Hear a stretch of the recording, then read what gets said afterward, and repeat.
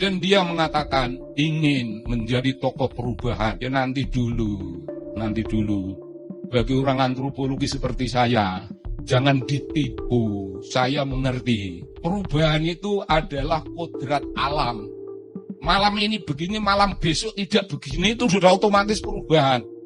Anies harus punya titik fokus. Perubahanmu dalam politik Indonesia itu apa? Katakan. Dia tidak pernah mengatakan. 97 Pak Harto masih presiden. Karena dia Kami nonton Pak Amin setelah kami jemput di PP Muhammadiyah.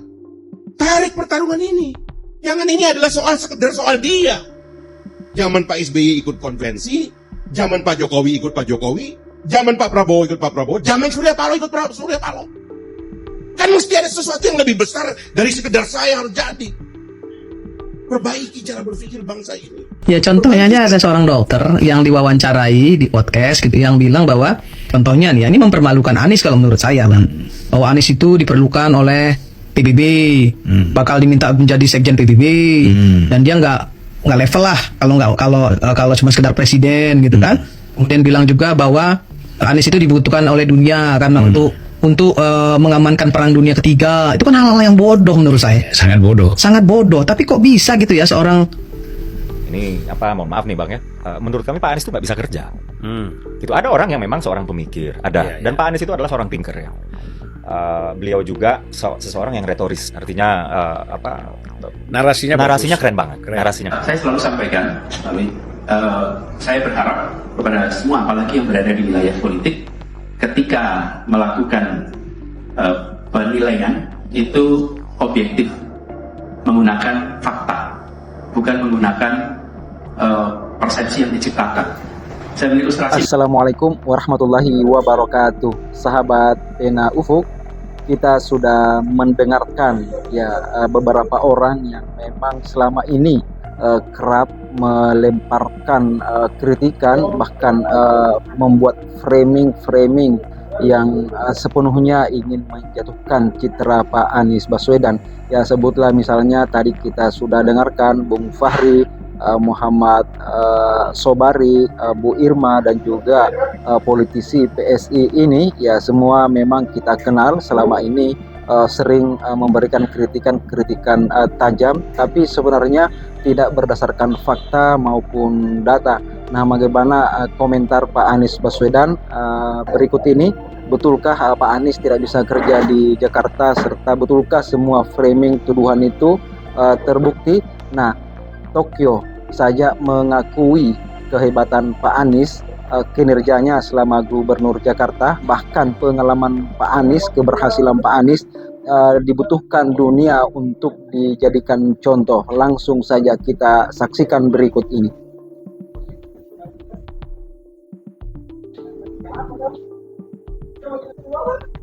I think we share similar challenges. This is two most populous cities in our country, and also Tokyo will be the host of the Olympics, and Jakarta will be the host of Asian Games in 2018. So we both face similar challenge, but the prospect for cooperation is definitely big. Yes, on economic side, we have projects that we can have cooperations to take care of, and beside that, people-to-people cooperations is something that we would like to promote further. Cultural exchanges, education exchanges, social exchanges, those are areas that Tokyo and Jakarta could forge further cooperations. And what's also interesting is we both have strong roots in our culture, but on the other hand, we would like to ensure that our government, our economy, our development are state of the art. And I think we share a similar view on that. And also, I would like to make sure that the long-term friendship that we already had in the past will continue in the future.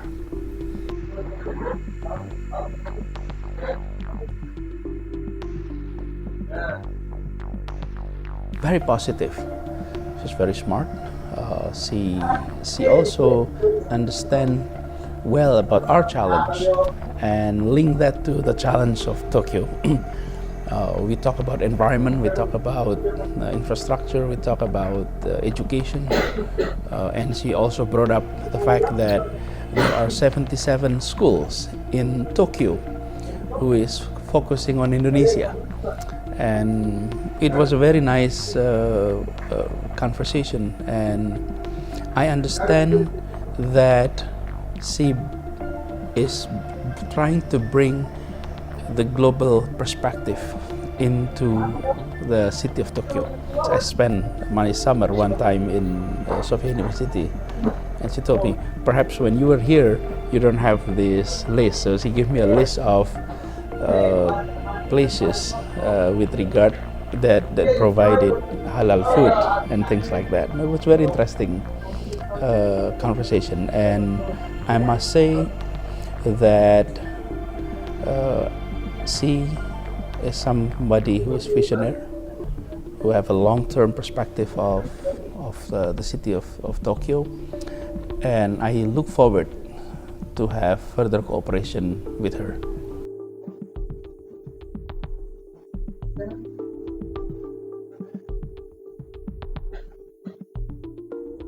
Indonesia has been the home for Muslims for centuries.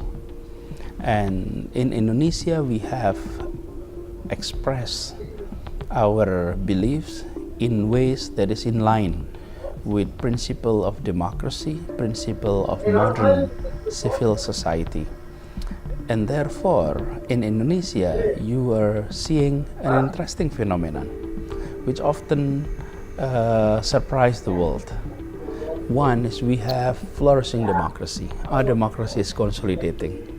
And two, this is also a nation that is home to more than 200 million Muslims and adore the principle of democracy. And this is also a land that gives liberty of rooms for expressions. Freedom of expressions is protected. Freedom to organize is also respected. So the state cannot regulate what you can think of. We cannot regulate our ideas. We can regulate how you express ideas. A democracy needs both rooms for freedom of expressions in all kinds, and two is rule of law, especially law enforcement, making sure that if anyone break the law, break the rules and regulations, then the state will intervene. And we have had elections, we have had diverse view on many things, but we have always come to situations of agreement, come to situation where decision is accepted. In elections, sometimes the debate, the conversation is quite strong. Once the election is over, we're moving on to our collective agenda. And that has been the case for many years. And I often said, Indonesia is often a disappointment to many pessimists. We have disappointed so many pessimists about Indonesia, and I believe we will continue to grow. And for those who are quite pessimistic, as always, we'll have the reality otherwise.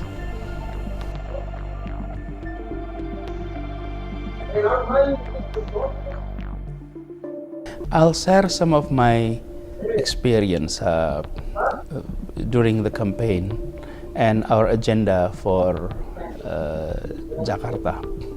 One of our biggest challenges in Jakarta is to ensure that the city provide equal opportunity for everyone. Equal access from clean water to business opportunity. Equal access to all. And that is the challenge that we have. Disparities in the cities is quite wide. The gap between the have and the have-nots, the work and the work-nots, the knows and the knows-not is huge.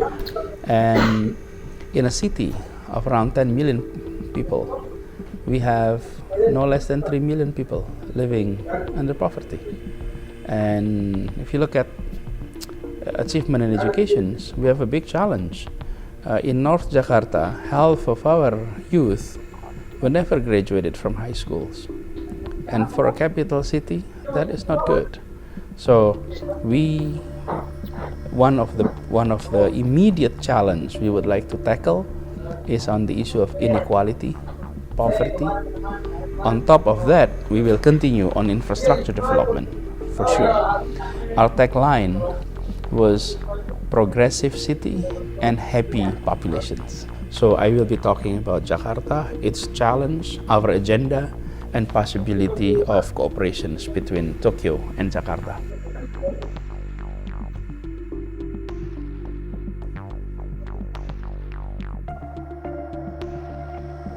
Be the bridge in strengthening cooperations between the two, Jakarta and Tokyo, Indonesia and Japan.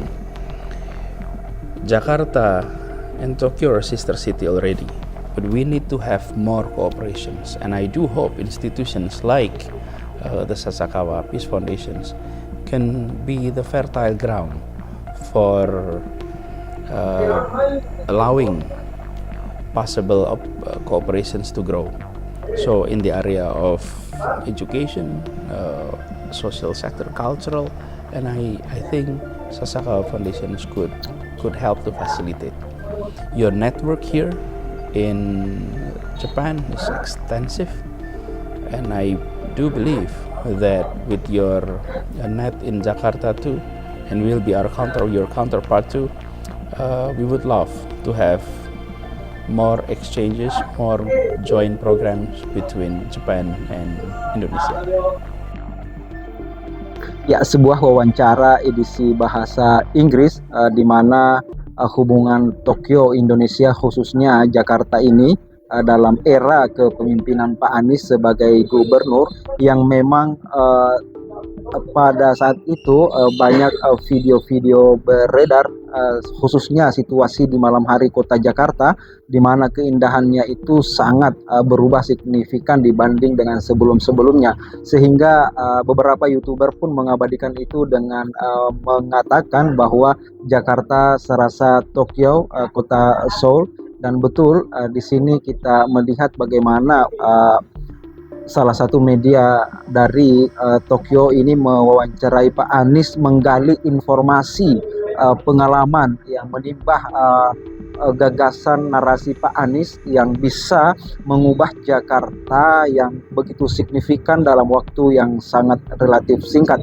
Tokyo sangat membutuhkan pemikiran-pemikiran Pak Anies saya rasa, sehingga apa yang dikatakan para kritikus, para pembenci Pak Anies tadi seperti Bung Fahri Hamzah, Bu Irma, politisi PSI dan juga Muhammad Sobari ini semua itu terbantahkan ya, karena mereka hanya membangun opini, membuat penilaian yang sangat subjektif kepada Pak Anies Baswedan. Mereka tidak mampu menampilkan sebuah data untuk membenarkan apa yang mereka ucapkan itu kepada Pak Anies Baswedan. Ya kurang lebih ya tidak lebih daripada framing jahat untuk menjatuhkan wibawa, untuk merusak nama baik Pak Anies sebagai politisi yang selama ini kita kenal sangat bersih dan sangat menjaga integritasnya di depan jabatan yang diembannya. Begitulah Pak Anies, tapi Pak Anies selalu tidak melayani dan tidak membalas komentar-komentar dengan cacian balik. Tapi kata-kata kadang tidak butuh direspon dengan kata-kata. Kadang sebuah kata-kata harus dibuktikan dengan karya, pembuktian dan juga kenyataan. Dan itulah yang ditunjukkan selama satu periode kepemimpinan Pak Anies itu di Jakarta. Semua tadi apa yang dikatakan oleh para yang mengaku intelektual itu justru sebenarnya mencederai intelektualitas mereka, mencederai nama baik mereka yang selama ini dikenal vokal memang di media-media dan semuanya termasuk tokoh nasional. Namun yang sangat disayangkan, orang yang mengaku intelek kemudian memberikan sebuah kritikan yang tidak berbasis data dan fakta, ini menggiring sebuah opini agar publik bisa terpengaruh. Nah, di era seperti sekarang, netizen dan juga saya rasa umumnya publik tanah air sudah cerdas membaca keadaan ini, dan apalagi yang selama ini mengiringi perjalanan Pak Anies, khususnya ketika beliau terjun di dunia politik.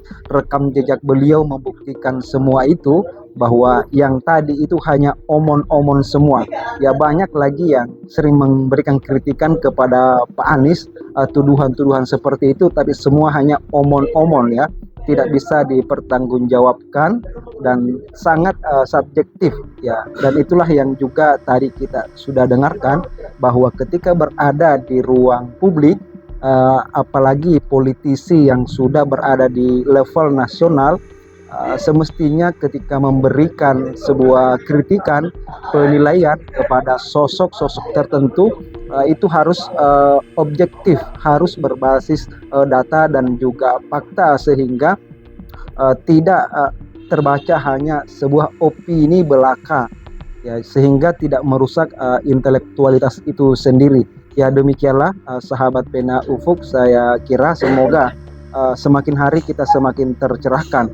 Pikiran-pikiran seperti ini harus kita membagikan ya. Kita tidak membenci pribadi, kita tidak boleh menyerang wilayah privat seseorang, tapi jika ada pikiran-pikiran yang memang menyalahi atau tidak berdasar fakta, maka wajib dan harus kita kritisi, luruskan sebagai sebuah perbandingan informasi di publik Indonesia dan juga netizen, saya kira. Jadi demikian, semoga bermanfaat. Sekian.